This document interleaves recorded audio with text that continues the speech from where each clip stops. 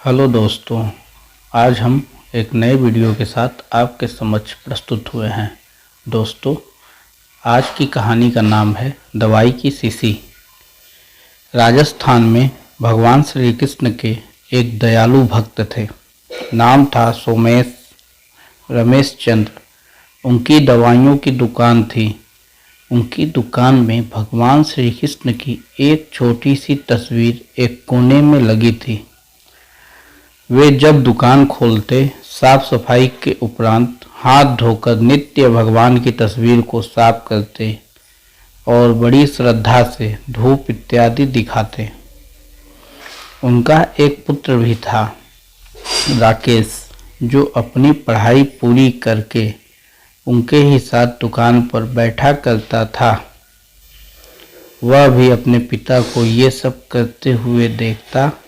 चूँकि वह नए जमाने का पढ़ा लिखा नव युवक था, लिहाजा अपने पिता को समझाता, भगवान वगैरह कुछ नहीं होते, सब मन का वहम है। शास्त्र कहते हैं कि सूर्य अपने रथ पर ब्रह्मांड का चक्कर लगाता है, जबकि विज्ञान ने सिद्ध कर दिया कि पृथ्वी सूर्य का चक्कर लगाती है। इस तरह से रोज विज्ञान के नए नए उदाहरण देता, यह बताने के लिए कि ईश्वर नहीं है। पिता उसको स्नेह की भरी दृष्टि से देखते और मुस्कुराकर रह जाते। वो इस विषय पर तर्क वितर्क नहीं करना चाहते थे। समय बीतता गया। पिता बूढ़े हो गए थे। शायद वे जान गए थे कि अब उनका अंत समय निकट आ गया है। अतः एक दिन अपने बेटे से कहा, बेटा, तुम ईश्वर को मानो या मत मानो, मेरे लिए यही बहुत है कि तुम एक मेहनती, दयालु और सच्चे इंसान हो। क्या तुम मेरा एक कहना मानोगे? बेटे ने कहा, कहिए पिताजी, जरूर मानूंगा। पिता ने कहा, बेटा, मेरे जाने के बाद एक तो तुम दुकान में रोज भगवान की इस तस्वीर को साफ करना, और दूसरा, यदि कभी किसी परेशानी में फंस जाओ तो हाथ जोड़कर श्री कृष्ण से अपनी समस्या कह देना। बस मेरा इतना कहना मान लेना। बेटे ने स्वीकृति दे दी।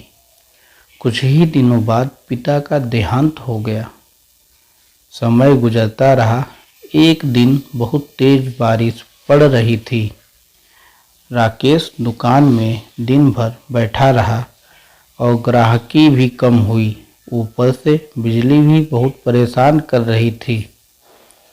तभी अचानक एक लड़का भीगता हुआ तेजी से आया और बोला, भैया, ये दवाई चाहिए, मेरी माँ बहुत बीमार है। डॉक्टर ने कहा, ये दवा तुरंत ही 4 चम्मच यदि पिला दी जाए तो ही माँ बच पाएगी। क्या ये दवाई आपके पास है? राकेश ने पर्चा देखकर तुरंत कहा, हाँ, ये है। लड़का बहुत खुश हुआ और कुछ ही समय के लेन देन के उपरांत दवा लेकर चला गया। परंतु ये क्या, लड़के के जाने के थोड़े ही देर बाद राकेश ने जैसे ही काउंटर पर निगाह मारी तो पसीने के मारे बुरा हाल था, क्योंकि अभी थोड़ी देर पहले ही एक ग्राहक चूहे मारने की दवाई की शीशी वापस करके गया था। राकेश ने शीशी काउंटर पर ही रखी रहने दी कि लाइट आने पर वापस सही जगह पर रख देगा। पर जो लड़का दवाई लेने आया था, वह अपनी शीशी की जगह चूहे मारने की दवाई ले गया और लड़का पढ़ा लिखा भी नहीं था। हे भगवान! अनायासे ही राकेश के मुंह से निकला, ये तो अनर्थ हो गया। तभी उसे अपने पिता की बात याद आई और वह तुरंत हाथ जोड़कर भगवान कृष्ण की तस्वीर के आगे दुखी मन से प्रार्थना करने लगा कि हे प्रभु, पिताजी कहते थे कि आप हैं, आप सचमुच हैं तो आज ये अनहोनी होने से बचा लो। एक माँ को उसके बेटे द्वारा जहर मत पीने दो, प्रभु मत पीने दो। भैया, पीछे से आवाज़ आई, कीचड़ की वजह से मैं फिसल गया, दवा की शीशी भी फूट गई, कृपया आप एक दूसरी शीशी दे दीजिए। भगवान की मनमोहक मुस्कान से भरी तस्वीर को देखकर राकेश के आंखों से झरझर आंसू बह निकले। उसके भीतर एक विश्वास जग गया कि कोई है जो सृष्टि चला रहा है, जिसे कोई खुदा कहता है, कोई परमात्मा।